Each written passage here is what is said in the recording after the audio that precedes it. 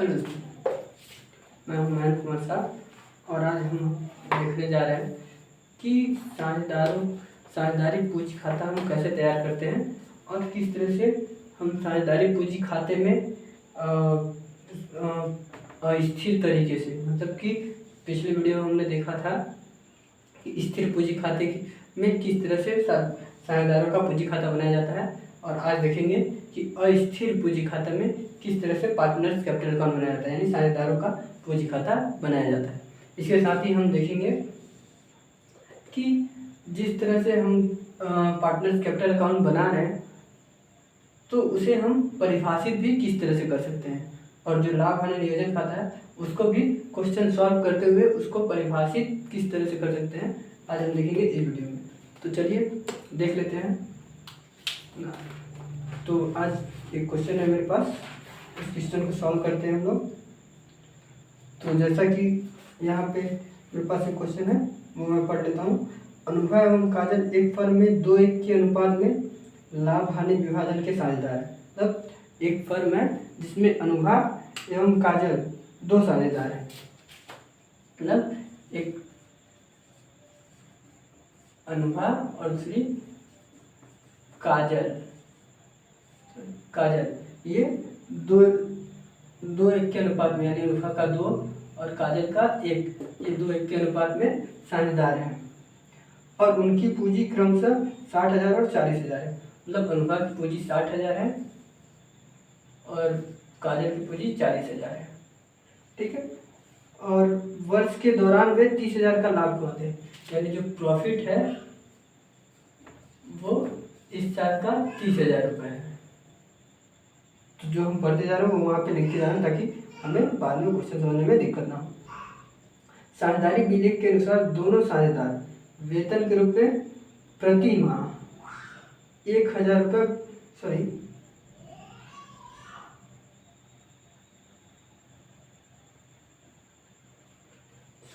ये इनका कैपिटल ज़्यादा है। अनुभव का 90,000 है और काजल का 60,000 है कैपिटल। और ये जो प्रॉफिट है वो भी थोड़ा, मैं दूसरे क्वेश्चन में चला गया था, ये 45,000 रुपये है, ठीक है। इसके साथ ही साझेदारी विलेख के अनुसार दोनों साझेदार वेतन के लिए अनुमत हैं, जिसमें अनुभव 7,000 रुपये प्रति माह तथा काजल को 5,500 रुपये प्रति माह प्राप्त होते हैं। मतलब 700 रुपये और 500 रुपये प्रति माह। अनुभव 700 रुपये पर मंथ और जो काजल है वो 500 रुपये पर मंथ सैलरी इनको मिलती है, ये सैलरी है और ये इनका कैपिटल है, ठीक है। इसके साथ ही वर्ष की समाप्ति पर अनुभव का आहरण, मतलब जो ड्राइंग है ये अनुभव का है 8,500 और काजल का है 6,500।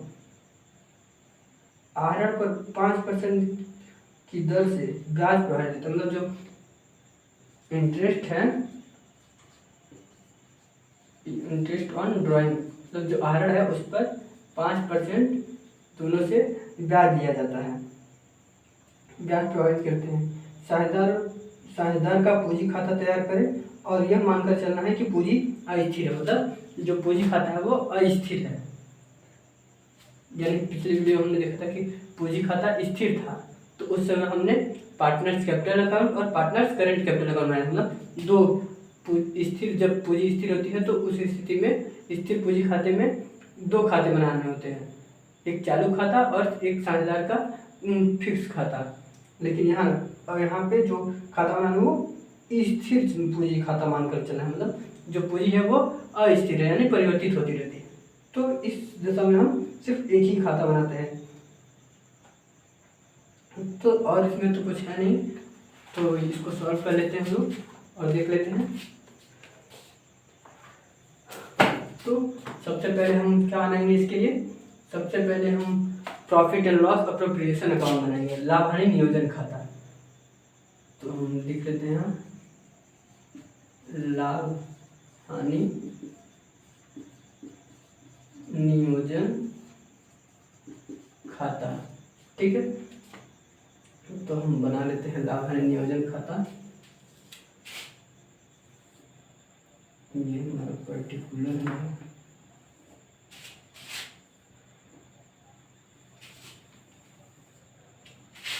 ये हमारा डेबिट साइड और ये क्रेडिट साइड है।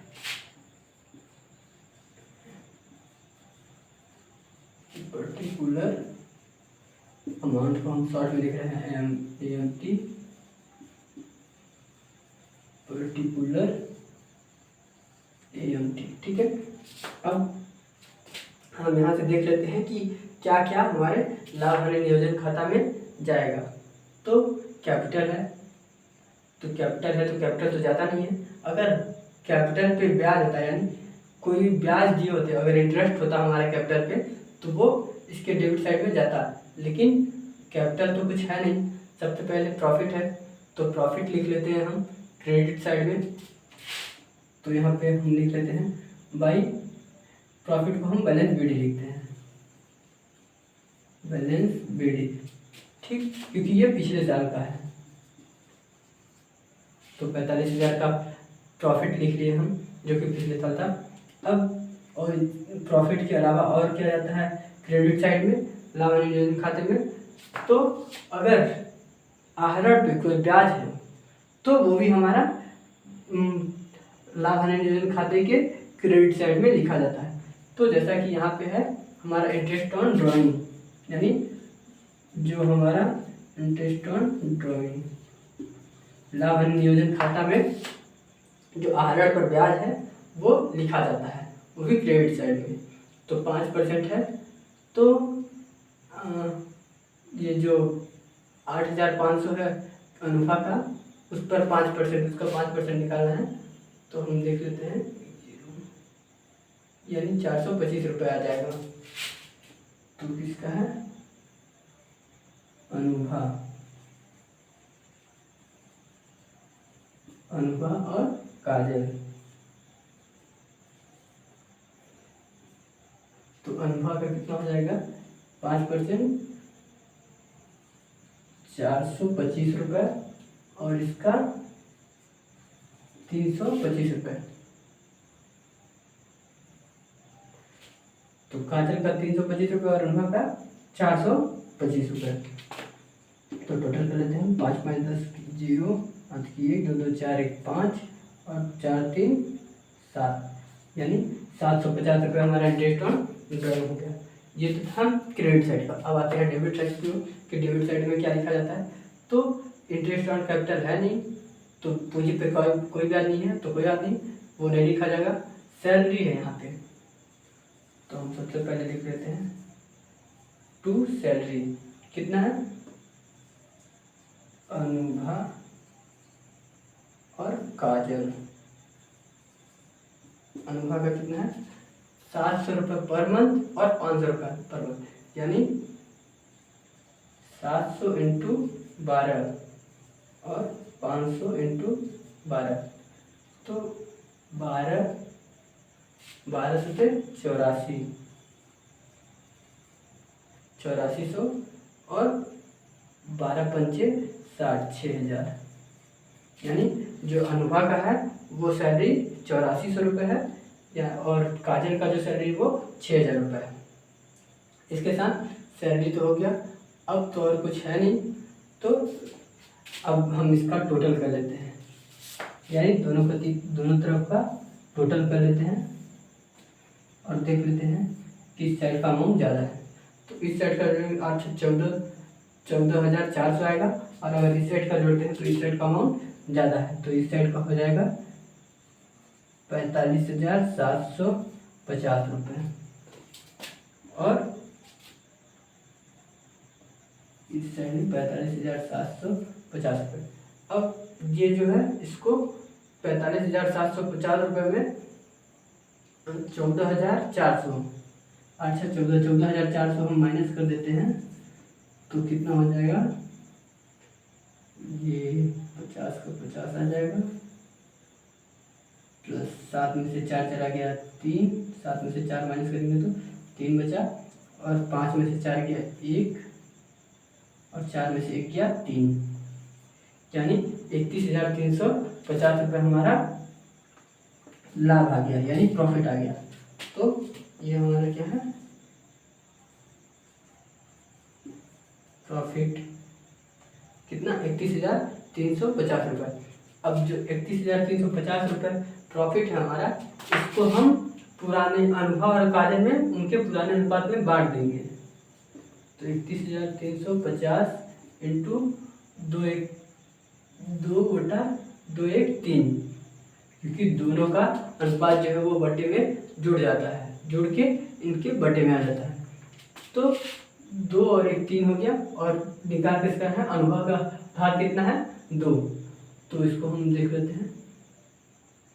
तो 3 कम 3 भाग में जाए 3 चौक 12 बचा 1, 3 पचे 15 और 0, ये 10,450 रुपये आ गया। अब इसको हम मल्टीप्लाई कर देंगे तो 0, 5 दूनी 10 की 0, 4 दूनी 8, 1 9, 0 2 1 कम 2, यानी 20,900 रुपये। ये 20,900 किसका आ गया, अनुभा का। और काजल,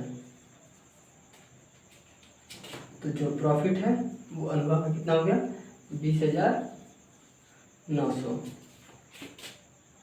और जो काजल का है, तो या तो हमारे पास 2 तरीका है, या तो 31,350 रुपये में 20,900 घटा के भी अनुभव का निकाल सकते हैं, या तो इस तरह से यहाँ पे हम 31,350 गुणे 1/3 इस तरह से भी कर सकते हैं, या फिर ये जो है ये भी इसको भी लिख सकते हैं, क्योंकि ये भी एक का ही माना है, यानी इसको भाग देने पे अगर 2 का मल्टीप्लाई किए हैं तो ये आ गया, अगर इसके जगह 1 से मल्टीप्लाई करेंगे तो भी 10,450 ही आएगा। तो हम यही लिख लेते हैं 10,450, ये हो गया काजल का हिस्सा।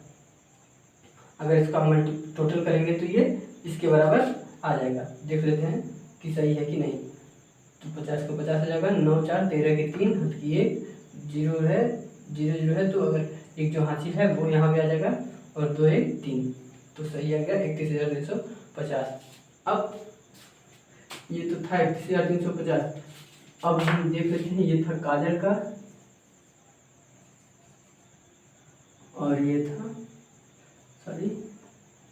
ये था अनुभा का, और ये काजल का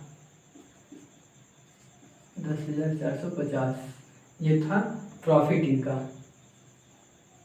और सैलरी यहाँ पे लिख लेते हैं, क्योंकि ये पार्टनर कैपिटल अकाउंट बनाना है हमें, तो ये मिटाएंगे क्योंकि जगह नहीं है। तो यहाँ पे सैलरी लिख लेते हैं हम, कितना है टोटल इसका सैलरी लिख लेंगे, जो भी होगा 8400 अनुभा का है, और 6,000 काजल का है। ठीक, अब इसको हम मिटा देते हैं, और इसको देख लेते हैं कि ये जो सॉल्यूशन है इसको हम किस तरह से क्वेश्चन जो परिभाषा है परिभाषा में बदल सकते हैं। तो वो देख लेते हैं किस तरह से हम इससे परिभाषा भी बना सकते हैं। तो देख लेते हैं, जैसे कि लाभ हानि नियोजन खाता, तो लाभ हानि नियोजन खाता लाभ और हानि ज्ञात करने के उद्देश्य से बनाया जाता है। यानी जो डेबिट पक्ष की तरफ अगर अमाउंट आया यानी ज़्यादा निकला, यानी डेबिट पक्ष का योग कम है और क्रेडिट पक्ष का योग ज़्यादा है, तो देखा आपने कि जैसा कि अंतर की राशि प्रॉफिट निकलती है। तो और अगर डेबिट पक्ष का योग ज़्यादा है, यानी डेबिट पक्ष का टोटल ज़्यादा है और क्रेडिट पक्ष का टोटल कम है, तो अंतर की राशि हानि निकलती है, जो कि हानि इस साइड लिखी जाती है क्रेडिट साइड में। लेकिन यहाँ हमारा डेबिट साइड में निकल के आया, यानी प्रॉफिट निकल के आया, इसलिए हम डेबिट साइड लिखे हैं। तो परिभाषा हम कैसे लिखेंगे, लाभ हानि नियोजन खाता लाभ और हानि ज्ञात करने के उद्देश्य से बनाया जाता है। इसमें 2 पक्ष होते हैं, एक डेबिट पक्ष और दूसरा क्रेडिट पक्ष। ठीक है, इसके डेबिट पक्ष की ओर, मतलब जो लाभ हानि नियोजन खाता है उसके डेबिट पक्ष की ओर क्या क्या लिखा जाता है, इंटरेस्ट ऑन कैपिटल, अगर हो तो सैलरी, कमीशन, अगर किसी को कमीशन दिया है, सैलरी दिया है, यानी जितने भी खर्चे हैं, यानी जितना भी हमारा व्यापार का खर्चा है वो सारा डेबिट साइड लिखा जाता है लाभ हानि निवेदन खाते की। और जो भी व्यापार का आय है, यानी जो भी व्यापार के लिए आय है, प्रॉफिट है, वो लाभ हानि निवेदन खाता के क्रेडिट साइड में लिखा जाता है। तो जो हमारा प्रॉफिट है वो व्यापार के लिए फायदा है, आय है, तो क्रेडिट साइड में लिख दिए। और जो इंटरेस्ट ऑन ड्रॉइंग है, यानी कि आहरण पर ब्याज, वही व्यापार के लिए एक तरह का आय है, फायदा है, तो ये भी क्रेडिट साइड में लिखा दिया। तो ये तो हो गया लाभ हानि निवेदन खाता। फिर दोनों पक्षों का योग लगा दिया जाता है, यानी दोनों पक्षों का टोटल कर दिया जाता है। दोनों पक्षों का टोटल कर दिया जाता है। अगर टोटल करने के बाद क्रेडिट पक्ष का योग ज़्यादा है और डेबिट पक्ष का योग कम है तो अंतर की राशि प्रॉफिट होती है। इसके विपरीत अगर डेबिट पक्ष का योग ज़्यादा है, क्रेडिट पक्ष का योग कम है, तो अंतर की राशि हानि होती है।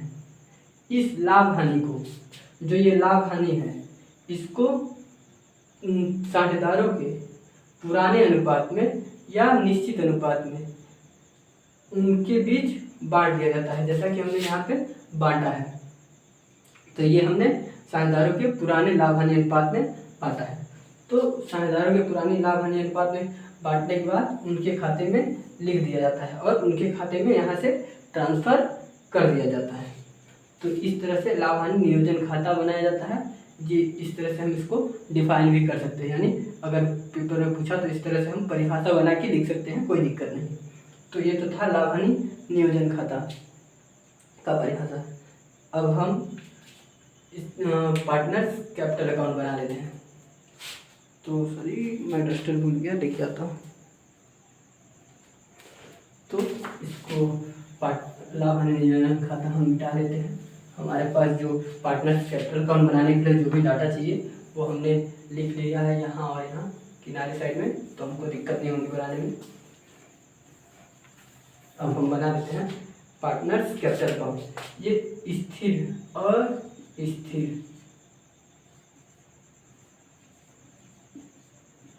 पूंजी खाता है,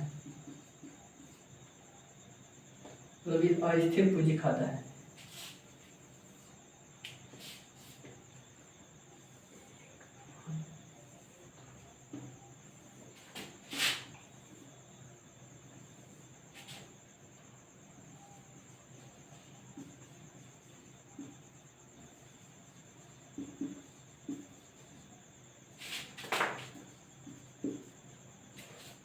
ये भी डेबिट पक्ष और ये क्रेडिट पक्ष।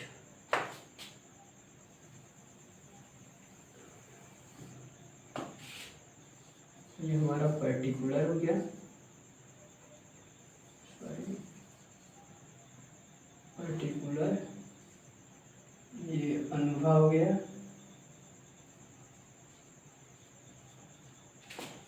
ये काजल का हो गया, ये पर्टिकुलर हो गया,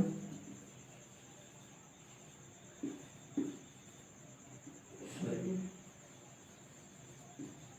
अनुभव और काजल। तो अब हम देख लेते हैं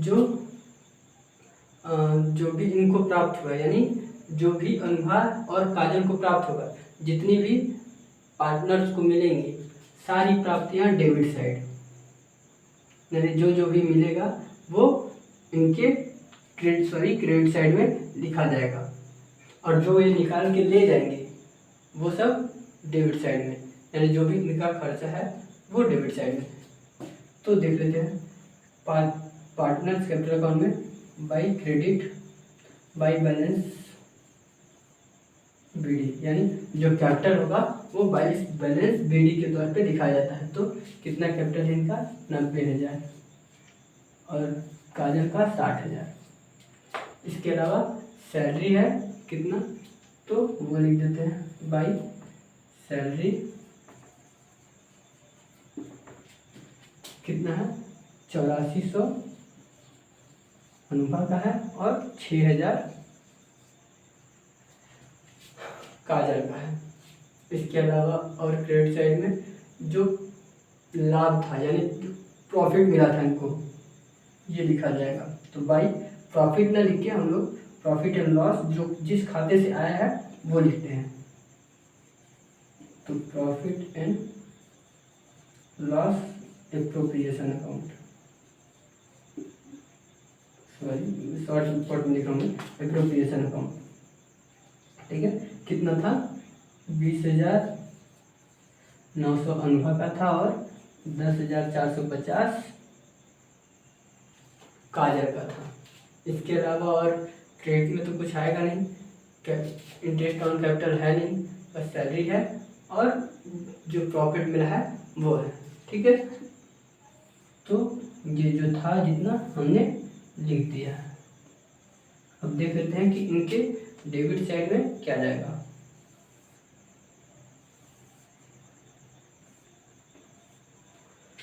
तो इसके डेबिट साइड में जाएगा 2, जो इनकी आरएड है वो जाएगा, क्योंकि ये इन्होंने निकाला है तो आरएड आ जाएगा अनुभव का 8,500 और ये 6,500। और इंटरेस्ट ऑन ड्राइंग भी लिखा जाता है,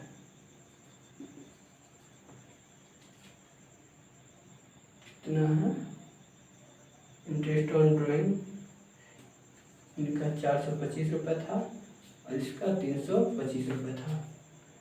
ठीक है, तो अब दोनों का हम टोटल कर लेते हैं, दोनों साइड का जो भी आएगा। तो 60 इसका टोटल करते हैं, 60 10 70 70 6 76,450 रुपये, और इसका टोटल कर लेते हैं 90 और 20 1,10,000 और 8 9 13 यानी 1,19,300 आएगा टोटल। देख लेते हैं, 9 4 13 की 3 हाथी 1 और 8 1 9 हासिल था और 9 2 11, सही है 1,19,300। वही अमाउंट इस साइड लिख लेते हैं कि क्योंकि इस साइड का अमाउंट कम है, अगर क्रेडिट पक्ष का योग ज़्यादा है और डेबिट पक्ष का योग कम है तो अंतर की राशि जिस साइड कम है उस साइड लिखा जाता है। तो लिख लेते हैं 1,19,300 और ये 76,450 रुपये, ये तो टोटल हो गया। अब इसमें से इन दोनों को टोटल करके हम घटा देंगे तो हमारा बैलेंस मिल जाएगा कि हमारे पार्टनर्स का कितना बैलेंस बाकी है, यानी कितना कैपिटल बाकी है। तो 2 बैलेंस CD, तो ये टोटल कर लेते हैं तो 8,925 रुपये आ जाएगा, 8,925 रुपये। जब माइनस कर देते हैं इसमें से तो माइनस करेंगे तो कितना हो जाएगा, 10 में से 5 गया 5 और 9 में से 2 गया 7 और ये हो गया 12 में से 9 गया 9 3 12 9 3 सॉरी 12 में से 9 गया 3 और ये 8 बचा, 8 में से 8 गया 0 और ये 11। ठीक है, 1,10,375 रुपये और इसको माइनस कर लेते हैं तो 10 में से 5 गया 5, 10 में से 5 गया 5 और सॉरी पहले जोड़ लेते हैं इसको 6,825 रुपये। हाँ माइनस कर 10 में से 5 गया 5 और ये 4 में से 2 गया 2, 14 में से 8 गया 8 6 14 6 और ये 5 बचा 5 15 में से 6 गया 9 और ये हो गया 6 यानी 69,625 रुपये। तो ये तो था इनका बैलेंस। अब इसे हम किस तरह से परिभाषा में भी किस तरह से लिख सकते हैं और इससे पूंजी खाते को वो देख लेते हैं। तो जैसा कि जब मैंने थ्योरी बताया था तो उसमें मैंने बताया था कि जो अस्थिर पूंजी खाता है इसमें अलग से चालू खाता बनाने की आवश्यकता नहीं होती है, क्योंकि इसमें जो है वो सारे ट्रांजेक्शन्स लिखे जा सकते हैं। जैसा कि स्थिर पूंजी खाता में पूंजी खाता अलग से लिखने की आवश्यकता पड़ती थी, उसके साथ ही चालू खाता अलग से बनाया जाता था, जिसमें ये salary, profit, interest on capital, आहरण, इन सब का लेखा किया जाता था। लेकिन जब अस्थिर पूंजी खाता बनाया जाता है तो उसमें अलग चालू खाता अलग से बनाने की आवश्यकता नहीं पड़ती है, एक ही साथ सभी को बनाया जाता है। जैसा कि हम देख रहे हैं कि पूंजी भी एक ही में है और ये सारी मदें भी एक ही खाते में बनाया गया है, इसके लिए कोई अलग से चालू खाता नहीं बनाया गया है। तो पार्टनर्स कैपिटल अकाउंट अस्थिर पूंजी खाते में पूंजी खाता अलग से लिखने की आवश्यकता नहीं होती, अलग से पूंजी खाता बनाने की आवश्यकता नहीं होती और ना ही इसमें अलग से चालू खाता बनाने की आवश्यकता होती है। तो ये था, इस तरह से हम इसकी परिभाषा भी लिख सकते हैं कि स्थिर पूंजी खाता किस तरह से बनाया जाता है, और ये रीजन था। तो हमने देखा कि अस्थिर पूंजी खाता किस तरह से बनाया जाता है। अगर कुछ समझ में ना आया हो तो वीडियो को रिवर्स करके पुनः एक बार और देख लें। Thank you. इस वीडियो के अगर पसंद आए तो लाइक, शेयर और कमेंट जरूर करें। Thank you.